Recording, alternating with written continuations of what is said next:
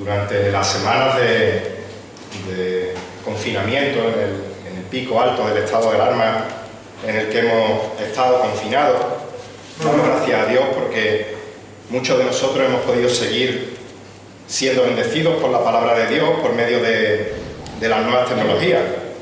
Pero aunque en la distancia seguimos teniendo todavía nuestros cultos de oración, hay algunos hermanos y hermanas que no solo aquí, sino a lo largo y lo ancho de este mundo, que durante el confinamiento pues no han podido tener a su disposición un ordenador portátil, no han podido tener WhatsApp, YouTube, ni ninguna otra cosa por la que pudieran recibir esa palabra. Y tampoco hemos podido nosotros servirle a estos hermanos de forma presencial, ya que estábamos obedeciendo a las normas de nuestro gobierno, pues respetando el confinamiento. Pero la pregunta es, a pesar de no poder servirles de forma presencial y ellos no poder tener acceso por tecnología a las predicaciones, a la alabanza que hemos tenido a lo largo de esta semana, la pregunta es, ¿hemos podido nosotros servir de manera efectiva a estos hermanos, a estas hermanas? Y la respuesta es un rotundo sí. Todos los creyentes estamos capacitados para servirnos los unos a los otros en cualquier momento, en cualquier circunstancia de nuestra vida en la que nos encontremos o en la que se encuentren estos hermanos y estas hermanas, gracias al precioso regalo que Dios nos ha dado a través de la oración. Y en este caso pues me refiero a la oración intercesora, interceder los unos por los otros por medio de la oración. Las oraciones intercesoras son algo importantísimo en la vida de los creyentes y el apóstol Pablo era muy consciente de ello. Pablo oraba por los demás, lo vemos en sus cartas, pero también en diferentes ocasiones él pide a sus hermanos que sean ellos los que oren por él mismo. Dice 2 de Corintios 1:11, no hace falta que lo busquéis, cooperando también vosotros con nosotros en oración. Cooperando vosotros con nosotros en oración, para que por muchas personas sean dadas gracias. ¿A favor de quién? A favor nuestro, por vuestras oraciones, del don que nos ha sido impartido por medio de las oraciones de muchos. Filipenses 1:19, el apóstol declara, porque sé que esto resultará en mi liberación mediante vuestras oraciones y por supuesto la suministración del Espíritu Santo, del Espíritu de Jesucristo, dice el texto.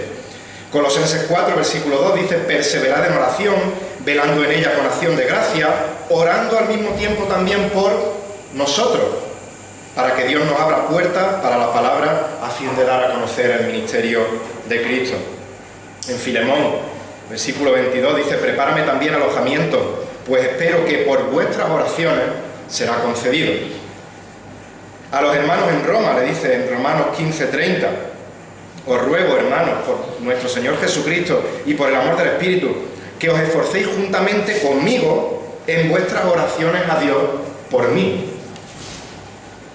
Pablo es consciente de que Dios es soberano.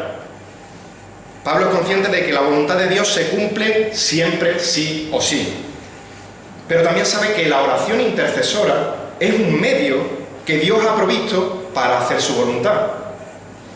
La importancia de la oración intercesora es tal que en la Escritura encontramos continuamente el mandato, la exhortación de orar los unos por los otros. Efesios 6:18, con toda oración y súplica, orad en todo tiempo en el Espíritu, y así velad en toda perseverancia y súplica, ¿por quién? Por todos los santos. Primera de Timoteo 2:1, exhorto, pues ante todo que se hagan rogativas, oraciones, peticiones, acciones de gracia por todos los hombres. Y el autor de Hebreos le pide a sus lectores, en Hebreos 13:18, orad por nosotros, pues confiamos en que tenemos una buena conciencia, deseando conducirnos honradamente en todo. Orad por nosotros. Por medio de la oración podemos interceder por los hermanos en la fe y contribuir tanto a su crecimiento espiritual como a las bendiciones que Dios quiere derramar sobre ellos. Y en esta mañana vamos a ver un ejemplo de esa oración intercesora y los resultados de dicha oración.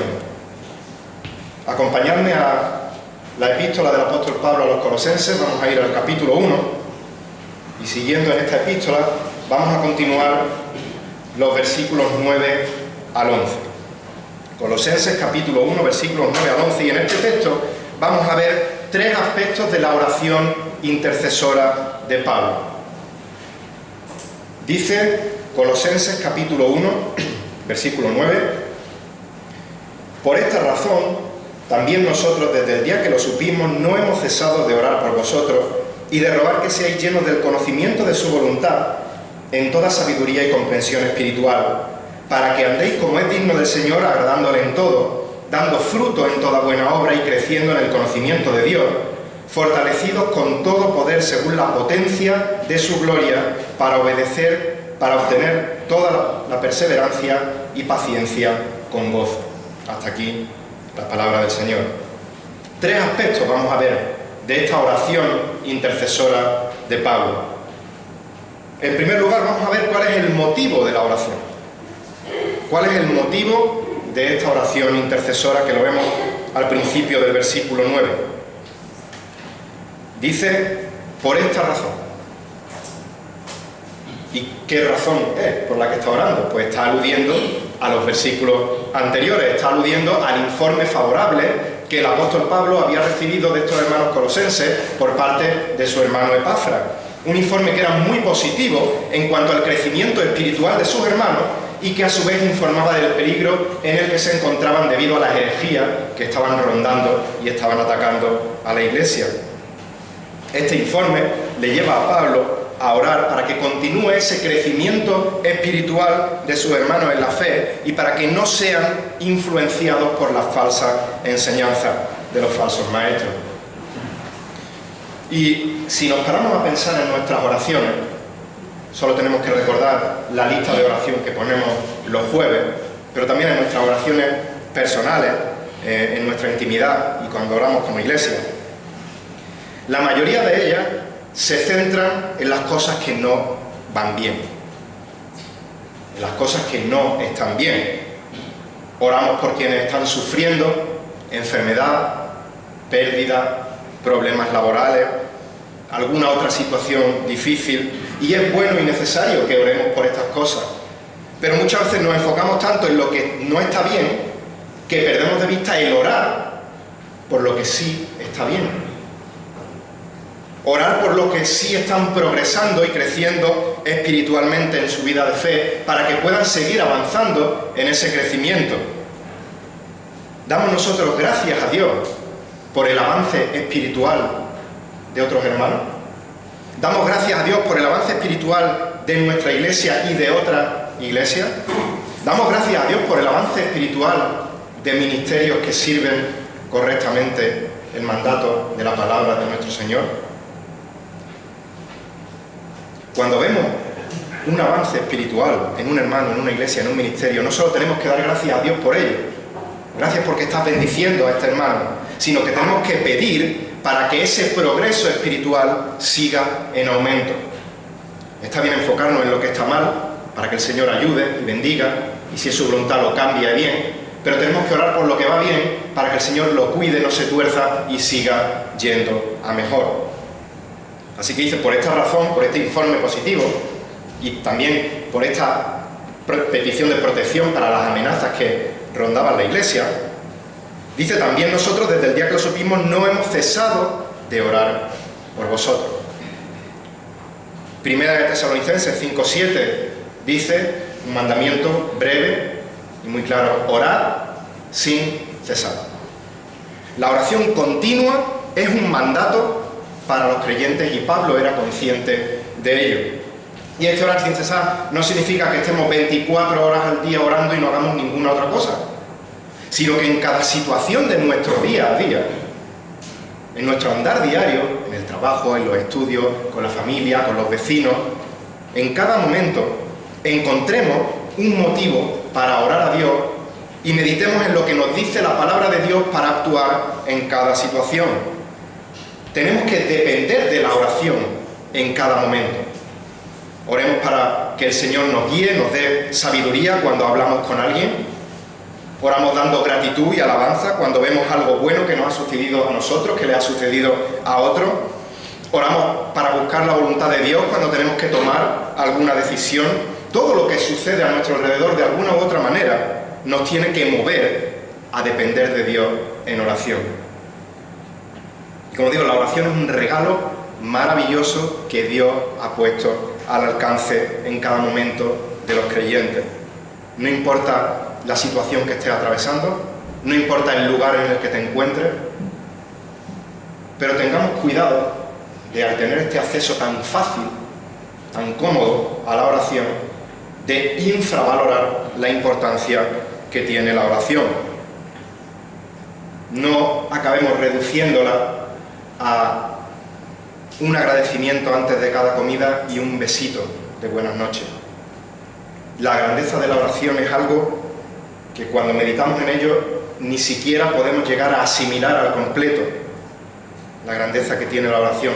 Repito, es uno de los medios que el Dios soberano, el Dios que está bajo el control de todas las cosas y cuya voluntad se cumple sí o sí, es uno de los medios que Él ha decretado usar para cumplir gran parte de esa voluntad o parte de esa voluntad, para que cosas que Él ha decretado que sucedan por medio de la oración. Dios es soberano, Dios actúa según le place, pero a Él le ha placido que muchas cosas que Él ha decretado sucedan por medio de la oración de sus hijos, de su pueblo, de su iglesia, de los creyentes. Y esto es un misterio. Pero nosotros no estamos mandados a entender el por qué Dios ha decidido esta forma misteriosa de actuar, sino que estamos mandados a obedecer a su palabra. Y su palabra dice, orad sin cesar. Pues, ora sin cesar. No te pares a pensar si él tiene la voluntad, ¿por qué? No, obedece su palabra. Tengamos en alta estima la oración y no la reduzcamos a un mero oración repetitiva de alimento, buenos días, buenas noches. Pero para poder interceder de manera eficaz los unos con los otros, tenemos que saber qué necesitan estos hermanos para que oremos por ellos. Lógicamente no podemos conocer la situación individual del 100% de los creyentes que hay a lo largo del planeta y oramos de manera genérica muchas veces por la iglesia perseguida, por hermanos de otros sitios que están pasando por dificultad. Hemos estado y seguimos orando por países en los que la pandemia está arrasando y no los conocemos, no sabemos exactamente, pero sí oramos por ellos. Son oraciones genéricas. Pero siempre que sea posible debemos de orar con peticiones concretas. Pablo estaba orando por personas que físicamente él no las conocía. Recordad que en la introducción a esta epístola, en el versículo 2.1, recordábamos que Pablo decía que tenía una gran lucha por ellos, aunque no los había visto en persona. Pero a pesar de que no los había visto en persona, nos dice el texto, y Pablo se levantaba cada mañana y decía, Señor, gracias por este día, gracias por el desayuno, bendice a los colosenses, amén. No dice eso, sino que dice el texto que tenía una gran lucha por estos hermanos. Después de escuchar el informe de Epafras, tenía una gran lucha en interceder por sus hermanos en la fe, aunque no los conocía personalmente, pero sí conocía la situación en la que se encontraban. Pablo libraba una gran lucha de oración. ¿Y qué hay de nosotros? ¿Cuál es la gran lucha que nosotros tenemos en perseverar, en orar por todos los santos?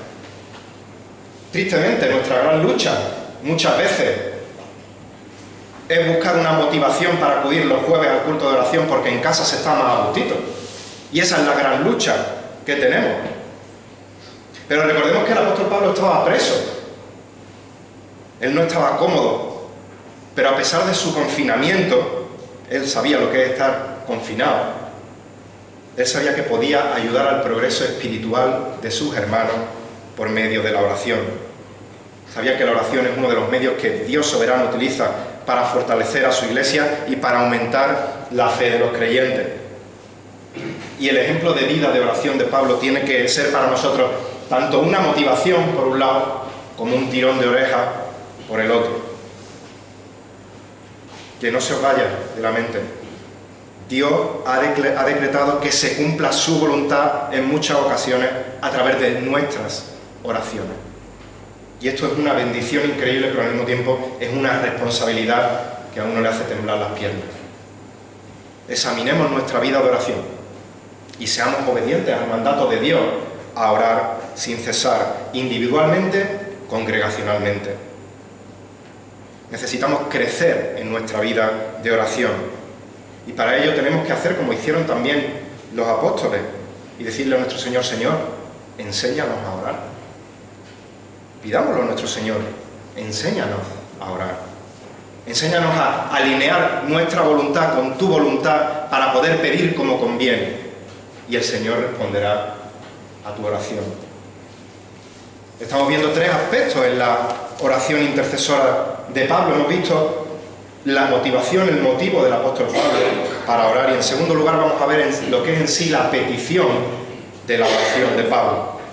La petición de la oración de Pablo. Sigue diciendo el versículo 9: no cesamos de orar por vosotros y de pedir, ¿el qué? Que seáis llenos del conocimiento de su voluntad. Nada más. La petición: que seáis llenos del conocimiento de la voluntad de Dios. Ahí está. Y tenemos que tener mucho cuidado con aquellos que tuercen las Escrituras, sacan de contexto los versículos y dicen que el conocimiento de la palabra no es necesario, que simplemente pues que el Espíritu te mueve y te guía, pero que el conocimiento envanece y el amor edifica, dice 1 Corintios 8:1, y lo dice. Pero ahí no está diciendo que la doctrina no es necesaria. En este texto Pablo está diciendo que los que buscan aumentar el conocimiento por el conocimiento en sí, para llenar su mente de más conocimiento, eso puede hacer que intelectualmente crezca, pero también puede hacer probablemente que tu corazón no cambie y que te envanezca. Y que el orgullo sea un orgullo pecaminoso de tantísimo como sabes y te lleve al envanecimiento, te lleve a la arrogancia. Pero Pablo no está diciendo o no está orando para que los colosenses tengan un aumento de conocimiento de la voluntad de Dios porque sí, sino que ora nada más y nada menos por la llenura del conocimiento de la voluntad de Dios en estos creyentes. ¿Y qué significa ser llenos del conocimiento de su voluntad? Bueno, el significado de la palabra lleno ya lo estuvimos estudiando en Efesios, con la llenura del Espíritu. Si yo ahora mismo, y de paso voy a aprovechar para beber agua, pero abro esta botella, con vuestro permiso, le pregunto a cualquiera: ¿la botella está llena o vacía? Me voy a decir que está llena, no me vais a estar engañando, ni tampoco tenéis problemas de visión. Pero el concepto que tiene aquí de llenura va más allá. La palabra original en el texto significa llenar algo hasta los bordes, hasta rebosar, llenar algo totalmente por completo. Y también tiene la connotación de estar completamente controlado por esa cosa que te llena. Estar totalmente controlado por algo. Permitidme que os recuerde lo que vimos muy brevemente cuando estudiábamos Efesios. No es lo mismo sentir miedo o sentir ira que estar lleno de miedo o estar lleno de ira. Una persona que siente miedo, que te dan un susto, puede gritar, puede dar un bote, puede cerrar los ojos muy fuerte porque está viendo una película y siente miedo de la escena. Pero si está lleno de miedo, el miedo toma control de esa persona y puede llevarla desde quedarse congelado y no poder reaccionar hasta saltar sin pensárselo por la ventana de un 8º piso, huyendo de aquello que le da miedo sin pensar en las consecuencias que le vienen luego. Tristemente, en más de una ocasión hemos visto noticias de que alguien lleno de ira y de celo ha acabado con la vida de su pareja. Y cuando luego ha confesado delante del juez, ha dicho: tenía el conocimiento nublado, no era yo mismo, los celos me controlaban, me arrepiento de lo que he hecho, pero es que no era yo mismo, me controlaba aquello que me llenaba. En Lucas 5:26 dice que las personas se llenaron de temor cuando vieron a Jesús curar a un paralítico. En Lucas 6:11 los fariseos se llenaron de ira cuando el Señor sanó el día de reposo. Y en cada uno de los casos que hemos visto, las personas están bajo el control absoluto de aquello que les llena. Y ahora en este texto el apóstol Pablo está diciendo: oro para que mis hermanos en la fe en Colosas sean llenos del conocimiento de la voluntad de Dios. Es decir, que la voluntad de Dios controle su vida. La palabra conocimiento en el original es epignosis y es una palabra compuesta de la palabra griega gnosis, que ya de por sí significa conocimiento, y el prefijo epi, la preposición epi lo que hace es reforzar el significado de la palabra. Está reforzando ese conocimiento, por tanto, está haciendo referencia a un conocimiento profundo de la voluntad de Dios que nos ha sido revelada en su palabra hasta donde Él ha querido revelarnos. Y alguno puede pensar: bueno, yo es que ya no tengo edad para estudiar. Eso para los más jóvenes. O yo es que soy un poquillo ceporro. Y hay gente mejor preparada, pues que ellos sean los que estudien la palabra. Pero Pablo no está hablando aquí a los pastores y ancianos de Colosas.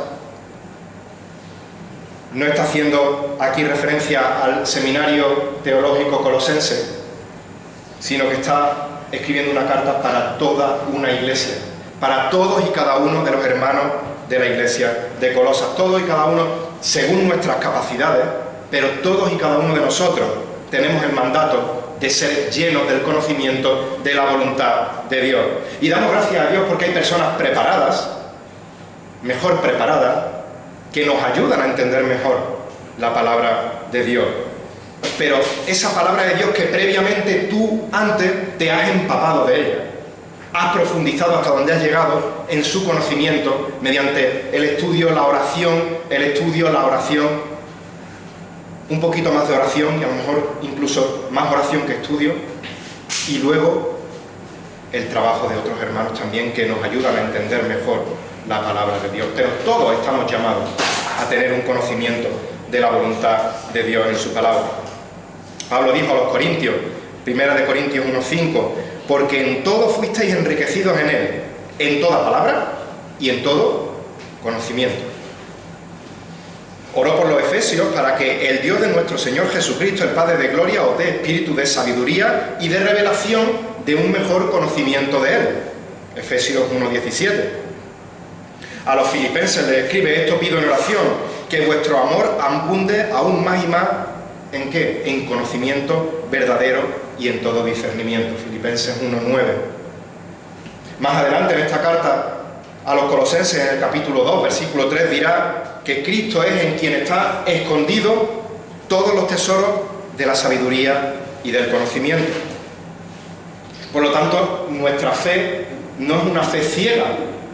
Nuestra fe no es un salto al vacío, a ver qué es lo que pasa y que Dios me ayude. No es una fe ignorante, que el Espíritu me ilumine por ciencia infusa en mi ignorancia y ya yo pues recibiré la voluntad de Dios. Sino que se basa en el conocimiento profundo de la palabra de Dios, de la voluntad de Dios revelada en su palabra.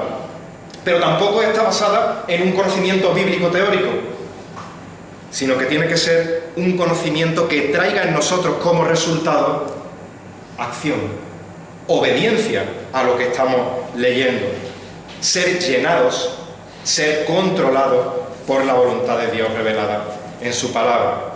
En la Biblia no vamos a encontrar un versículo concreto que nos diga: pues mira, tú tienes que estudiar tal asignatura o tal carrera y tú tienes que echarte tal novio, tal novia, o tienes que buscar tal trabajo. Filipenses 4, tacatá. No vamos a encontrar esas respuestas en la Escritura. Pero sí podemos orar como ora el salmista en el Salmo 143, versículo 10. Enséñame a hacer tu voluntad, porque tú eres mi Dios. Tu buen espíritu me guíe a tierra firme. Salmo 143, versículo 10. Podemos reconocer: tú eres mi Dios, nosotros somos tuyos. Y te pido que me enseñes a hacer tu voluntad. ¿Por medio de quién? De tu buen espíritu que me guíe a tierra firme. Y la tierra firme está aquí, en la palabra de Dios. Y si esto es una prioridad en tu vida, si el conocimiento de la voluntad de Dios revelada en su palabra es una prioridad en tu vida, ten por seguro que las decisiones que tomes laborales, de iglesia, de matrimonio, serán conforme a la voluntad de Dios. La pregunta ¿es esto una prioridad en tu vida? ¿Sometemos nuestras vidas a la voluntad de Dios? Y la voluntad de Dios es su doctrina y sus mandamientos revelados en su palabra. ¿Sometemos nuestra voluntad a la voluntad de Dios? Dice el apóstol Pablo en Efesios 5, versículos 15 al 17. Por tanto, tened cuidado como andáis, no como insensatos, no como necios, sino como sabios, aprovechando bien el tiempo porque los días son malos. Así pues, no seáis necios, sino entended cuál es la buena voluntad del Señor. ¿Cuál es la voluntad del Señor? Solo hay dos caminos por los que podemos andar en este mundo, como sabios o como tontos. ¿Entendidos o necios que ignoran la voluntad de Dios? Obedeciendo o desobedeciendo, no hay un camino intermedio. Por eso el apóstol termina el versículo 9 orando para que seáis llenos del conocimiento de su voluntad en toda sabiduría y comprensión espiritual. Parecen sinónimas estas palabras, sabiduría y comprensión, sabiduría y entendimiento, como dice la Reina Valera, pero hay ciertos matices que la diferencian. Sabiduría puede considerarse como un conocimiento más amplio. Se refiere a la habilidad para ir a la Escritura, acumular el conocimiento bíblico, organizar en nuestras mentes esas doctrinas y esos principios bíblicos que encontramos en la Escritura. Por su parte, comprensión o entendimiento es algo más particular y hace referencia a la aplicación práctica de lo que hemos logrado por la sabiduría. A aplicar a nuestra vida cotidiana ese conocimiento que hemos asimilado, hemos organizado en nuestra mente y ahora lo aplicamos de manera práctica a la vida cotidiana. Y fijaos que el texto dice en toda sabiduría y comprensión espiritual. El adjetivo espiritual se aplica a las dos palabras. En toda sabiduría espiritual y en toda comprensión espiritual. Por tanto, solo el Espíritu puede dar sabiduría y comprensión. Cuando estudiamos la palabra con fe, orando por iluminación del Espíritu para entenderlo, esto nos lleva a conocer cada vez más y más la voluntad de Dios. Y Pablo está orando para que los colosenses puedan comprender los principios generales, doctrinales que se encuentran en la Escritura y que tengan la comprensión, el entendimiento necesario para aplicarlo de forma adecuada a cada circunstancia de su vida. Y recordemos que estos creyentes estaban amenazados por herejías que decían que Jesucristo no era suficiente para la salvación y que hacía falta una serie de prácticas adicionales, pero aparte hacía falta una serie de conocimiento superior, un conocimiento místico que solo estaba al alcance de unos cuantos iluminados. Y Pablo dice mentira. Pablo refuta estas herejías y está diciendo vosotros podéis tener ese conocimiento en la palabra, en Cristo, en quien están escondidos todos los tesoros de la sabiduría, todos, no algunos. ¿Por qué? Porque Cristo es suficiente y fuera de Él no hay conocimiento espiritual necesario. No nos dejemos engañar por cantos de sirena. Si quieres vivir una vida piadosa delante de Dios, no te apartes ni a derecha ni a izquierda de lo que te ha revelado en su palabra, porque es aquí donde se encuentra la verdadera sabiduría. Damos gracias a Dios porque Él, en su gracia común, al igual que hace salir el sol sobre buenos y malos, Él ha repartido inteligencia, ha repartido conocimiento en este mundo, y damos gracias a Dios por los avances que hay en la ciencia, en la medicina, en las tecnologías. Damos gracias a Dios porque desde niños podemos estudiar en el colegio y aprender asignaturas, y alguna os valdrá también en la vida práctica cuando seáis mayores. Pero el apóstol Pablo está hablando aquí de sabiduría y entendimiento espirituales. Si la sabiduría humana te dice cualquier cosa que está en contra de la palabra de Dios, sea el experto que sea, científico, psicólogo, predicador en una iglesia, si proclaman cualquier cosa contraria a la palabra de Dios, no tengamos miedo en llamar a las cosas por su nombre: mentiroso. Uno de los eslóganes que tenía la empresa Yoigo, no sé si lo seguirá teniendo, pero era verdad verdadera. No sé si os acordáis del anuncio. Pues mis queridos hermanos y hermanas, la única verdad verdadera la tenemos aquí. La única. Y tenemos que empaparnos día a día de ella. Es por eso que en esta iglesia predicamos la palabra. Leemos el texto. Explicamos el texto. Y aplicamos el texto. Porque nosotros no tenemos nada de nuestra opinión, de nuestra sabiduría, de nuestra inteligencia que añadir a lo que Dios ya ha revelado en su palabra. Estamos viendo tres aspectos de la oración intercesora de Pablo. Hemos visto el motivo de la oración de Pablo, hemos visto la petición de la oración de Pablo y en tercer y último lugar vamos a ver los resultados de la oración de Pablo. La respuesta de Dios a la oración de Pablo conlleva una serie de resultados. Y el primer resultado de la oración de Pablo es un comportamiento acorde a su nueva naturaleza. Un comportamiento acorde a la nueva naturaleza que tenemos los creyentes, y en este caso pedía por los colosenses y lo aplicamos a nuestra vida. Para que andéis, versículo 10, como es digno del Señor, agradándole en todo. Un comportamiento acorde a su nueva naturaleza. Pablo le dice a los Efesios en el capítulo 4, versículo 1, que viváis o que andéis de una manera digna de la vocación con la que habéis sido llamados, de una manera acorde a vuestra nueva naturaleza. A los filipenses le dice, Filipenses 1:27, que se comporten de manera digna del Evangelio de Cristo. Primera de Tesalonicenses 2:12 dice que andemos como es digno de Dios que nos ha llamado a su reino y a su gloria. Pablo en ningún momento está diciendo que nuestro comportamiento, nuestras acciones, nuestras obras son dignas de recibir la salvación. Sabemos que la salvación es solo por gracia, por medio de la fe. Y esto no es de nosotros, esto es un regalo de Dios. Lo que Pablo está diciendo es que si Dios nos ha salvado, hemos de tener un comportamiento acorde a nuestra nueva naturaleza en Cristo. Y esto implica un andar como es digno del Señor. El verbo andéis en el original se refiere al modo de vida, se refiere a la conducta de una persona.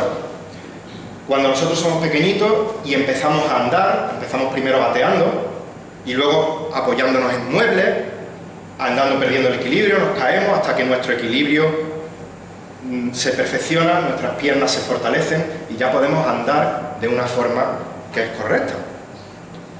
De la misma manera, cuando nacemos de nuevo, los creyentes tenemos que aprender a andar como es digno de las sendas de justicia que Dios nos manda. No es, naces de nuevo y ya sabes andar como es digno de nuestro Señor, sino que tenemos que aprender a andar como cristianos. Y el manual, nuevamente, las instrucciones las tenemos en la palabra de Dios. Somos conscientes, Jesucristo derrotó a Satanás en la cruz del Calvario. La batalla, la guerra, está ganada. Satanás ha perdido. Cristo ha ganado. Pero seguimos en una cruenta batalla espiritual hasta que el Señor venga.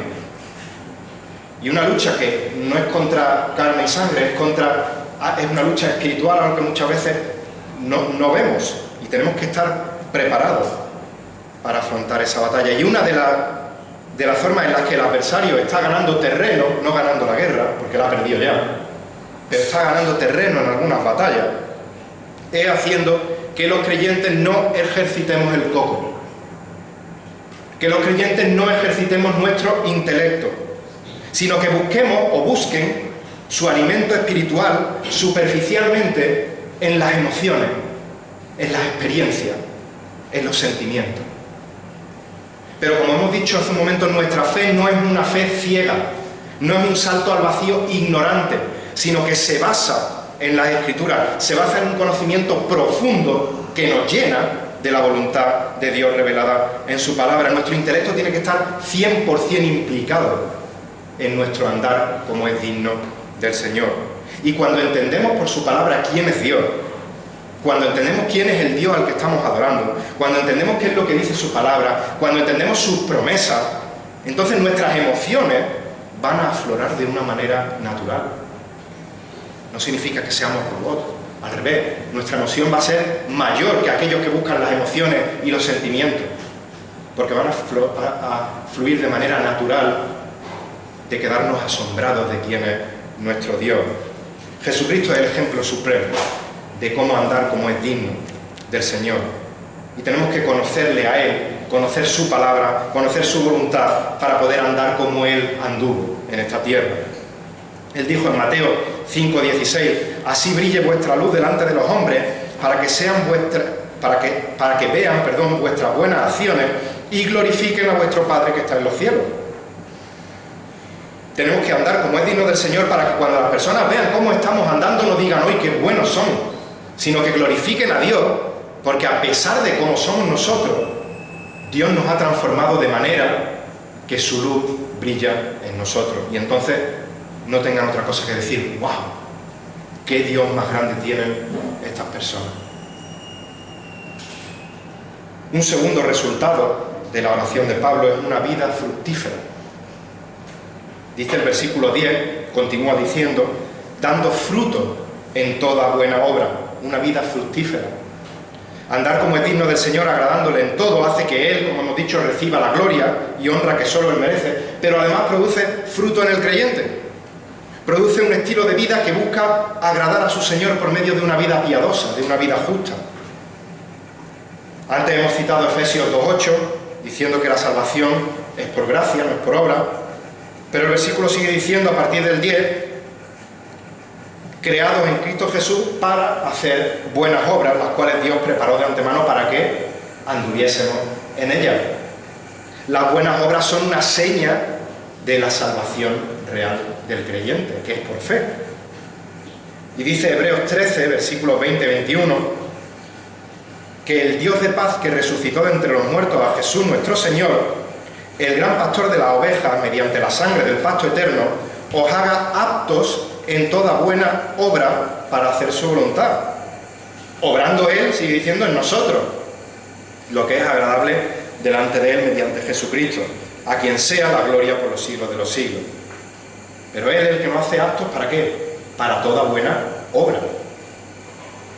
Nuestras obras son agradables delante de Dios. Y además de esta vida fructífera, otro tercer resultado de esta oración de Pablo, que proviene de ser llenos del conocimiento de Jesús y de nuestro Señor, es el crecimiento espiritual. Sigue diciendo el versículo 10, creciendo en el conocimiento de Dios. La Biblia nos manda a los cristianos a crecer en el conocimiento de Dios. Primera de Pedro 2:2, desead como niños recién nacidos la leche pura de la palabra, para que por ella ¿qué? Crezcáis para salvación. En su segunda carta, Pedro dice en el capítulo 3, versículo 18, antes bien, creced en la gracia y el conocimiento de nuestro Señor y Salvador Jesucristo. Cuanto más crecemos en el conocimiento de Dios, más crecemos espiritualmente. No hace mucho, en estos días de confinamiento, vimos en casa la película del Príncipe Caspian, basada en la obra de C.S. Lewis del universo de las Crónicas de Narnia. Los protagonistas de esta película son los hermanos Pevensey, y luego otro gran protagonista es un león que ejemplifica la persona de Jesucristo, llamado Aslan. Y en una de las escenas, no voy a hacer mucho spoiler, pero minuto 52 de la película, hay una escena en la que la hermana pequeña, Lucy, se encuentra con Aslan, con este león, y Lucy le dice: te he echado de menos. Le mira y dice: has crecido. Y el león, Aslan, le responde: tú creces cada año y yo también. Parece una frase pero está hecha con todo el sentido. Mientras más crecemos espiritualmente, más crece nuestro Señor. Mientras más crecemos en el conocimiento de Dios, más grande le vemos. Mientras más crecemos en el conocimiento, tendremos un amor cada vez mayor por su palabra. Dice el Salmo 119, 97, «Cuánto amo tu ley, todo el día es ella mi meditación». Mientras más crezcamos en este conocimiento, nuestra obediencia será más perfecta. Dice 1 de Juan 2, versículos 3 al 5, «En esto sabemos que hemos llegado a conocerle, si guardamos sus mandamientos». El que dice yo he llegado a conocerle y no guarda sus mandamientos es un mentiroso y la verdad no está en él. Pero el que guarda su palabra, en él verdaderamente el amor de Dios se ha perfeccionado. En esto sabemos que estamos en él. Mientras más crezcamos en este conocimiento, nuestra fe será cada vez mayor. Dice 2 de Tesalonicenses 1:3, siempre tenemos que dar gracias a Dios por vosotros, hermanos, como es justo, porque vuestra fe aumenta grandemente. Mientras más crezcamos en este conocimiento, mostraremos un amor más grande para con los demás. Filipenses 1:9, esto pido en oración, que vuestro amor abunde aún más y más en el conocimiento verdadero y en todo discernimiento. El crecimiento espiritual no puede ocurrir aparte de la palabra de Dios, del crecimiento en la palabra de Dios. Un cuarto resultado de esta oración de Pablo es el fortalecimiento poderoso. Un fortalecimiento poderoso. Versículo 11. Fortalecidos con todo poder según la potencia de su gloria. Y esta palabra fortalecido es un participio presente que indica una acción continua. No es algo puntual, sino que es una acción continua. Fortalecidos continuamente. Dios no nos salva y dice, y ahora os buscáis las habichuelas. Sino que Dios nos salva y nos va fortaleciendo con todo poder a lo largo de toda nuestra vida. Y las pilas con las que somos fortalecidos, o la batería con la que somos fortalecidos, no es una energía cualquiera, sino que dice que es un poder conforme a la potencia de la gloria de Dios. Es decir, el poder con el que Dios nos fortalece es el poder ¿de quién? De Dios. Y ahora yo os pregunto, ¿y cómo es el poder de Dios? Omnipotente, ilimitado. El mismo poder con el que creó los cielos y la tierra, el mismo poder con el que resucitó a Jesucristo de la tumba, está diciendo que es el poder con el que Dios te fortalece. ¿Crees esto? Acabamos de decir que mientras más crecemos en el conocimiento de Dios, más grande le vemos. De la misma manera, mientras más conocemos sus atributos, mientras más conocemos su poder dentro de lo que llega a nuestra mente, más conscientes somos del poder con el que Dios nos quiere fortalecer. Pero no somos fortalecidos con toda potencia de Dios omnipotente para levantar pesas. No somos fortalecidos para correr la maratón de Nueva York sin sudar una sola gota, sino que nos dice el para qué somos fortalecidos, y dice que es para algo mucho más difícil que correr una maratón o levantar pesas, para obtener toda perseverancia y toda paciencia, o toda paciencia y toda longanimidad, nos dice también la Reina Valera. Y la paciencia y la perseverancia son dos cualidades básicas en la vida del creyente. ¿Para qué? Para soportar las pruebas, para soportar las dificultades con gozo. Conociendo a Dios, conociendo sus atributos, conociendo sus promesas, conociendo sus propósitos, por medio del conocimiento de su palabra, somos fortalecidos para soportar con gozo las pruebas y el sufrimiento, para soportarlas con paciencia y con perseverancia. Y ambos conceptos también están muy íntimamente relacionados, pero también hay alguna diferencia entre ellos. La palabra paciencia en el original tiene que ver con las circunstancias difíciles, mientras que la palabra perseverancia tiene que ver con la paciencia que uno tiene que tener con las personas difíciles. Por un lado, paciencia en las circunstancias difíciles y por otro lado, paciencia con las personas difíciles. Los creyentes no dependemos de las circunstancias para estar gozosos, para alabar a Dios o para obedecerle, sino que Dios nos fortalece para poder sobreponernos a cualquier circunstancia. Y de la misma manera, gracias a ese poder con el que somos fortalecidos, podemos sobreponernos a cualquier provocación, cualquier insulto, cualquier falta que una persona pueda hacer sobre nosotros. Y si os acordáis, Samuel estaba hablando el domingo pasado respecto a qué era y qué no era el ser manso, y qué era y qué no era ser humilde, y ponía como ejemplo al Tani, al perro de sus padres, como ejemplo de lo que no era ser manso. Y decía que el perro, los niños le hacían, nunca mejor dicho, perrería de todo tipo cuando eran pequeños, y el perrillo pues ni se movía y no actuaba. Era resignación pura y dura, y eso no es ser manso. De la misma manera, ser paciente y ser perseverante no es resignarnos a las circunstancias que me vengan y ya está. ¿Y qué le voy a hacer? O no responder ante las barrabasadas que nos pueda hacer o decir cualquier persona, porque soy paciente. Pero podemos superar cualquier circunstancia, cualquier ataque personal que podamos recibir, porque Dios ha puesto a nuestra disposición su poder omnipotente para fortalecernos. Así que no pienses, yo no puedo con esto. Así que sé prudente a la hora de responder al ataque o la provocación, o bien mordiéndote la lengua, o bien respondiendo con sabiduría, con un comportamiento como es digno de nuestro Señor. Si vives en tus propias fuerzas, ten por seguro que no vas a poder perdonar, que no vas a poder soportar las circunstancias y te vas a sobrepasar, tenlo por seguro. Pero Dios ha puesto a tu disposición, a la disposición de cada creyente, su poder omnipotente. Cuando Pablo le pide al Señor, Señor, quítame este aguijón que me está abofeteando, que me tiene hasta las narices, con perdón. Y el Señor le responde, te basta mi gracia. Pues mi poder, ¿qué poder? El poder omnipotente se perfecciona en la debilidad. ¿Cuál fue la respuesta del apóstol Pablo? Señor, es que tú no sabes por lo que estoy pasando. Es que este aguijón me sobrepasa. No, esa no fue su respuesta. Su respuesta fue, muy gustosamente me gloriaré más bien en mis debilidades para que el poder, este poder omnipotente de Cristo, more en mí.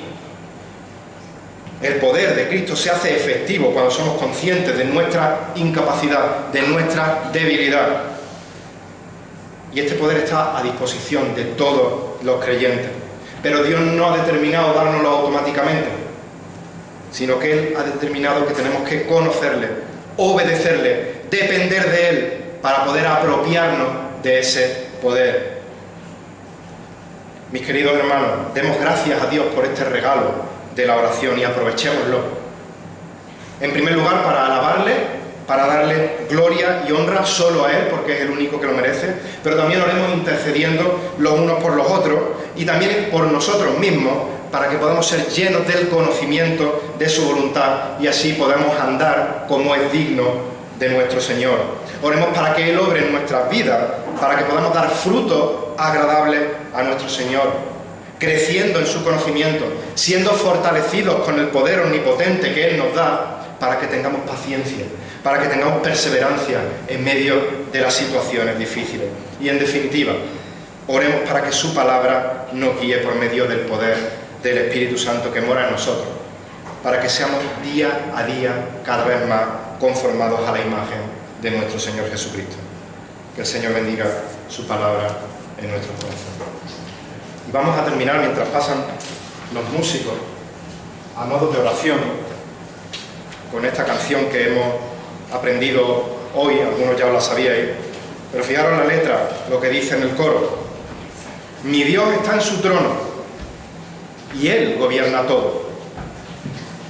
Y como sé, por el conocimiento que tengo de su palabra, que Él está en su trono y que Él gobierna todo, ¿cuál es el resultado? Puedo yo confiar, pues soberano es Él. No depende de las circunstancias para mi confianza. ¿Pueden subir las aguas? que mi alma firme está. Cuando puedo ver por encima del sol, cuando puedo ver el futuro que me espera revelado en su palabra. Pues que el Señor bendiga su palabra y a modo de oración vamos a alabar al Señor y despedirnos con esta canción.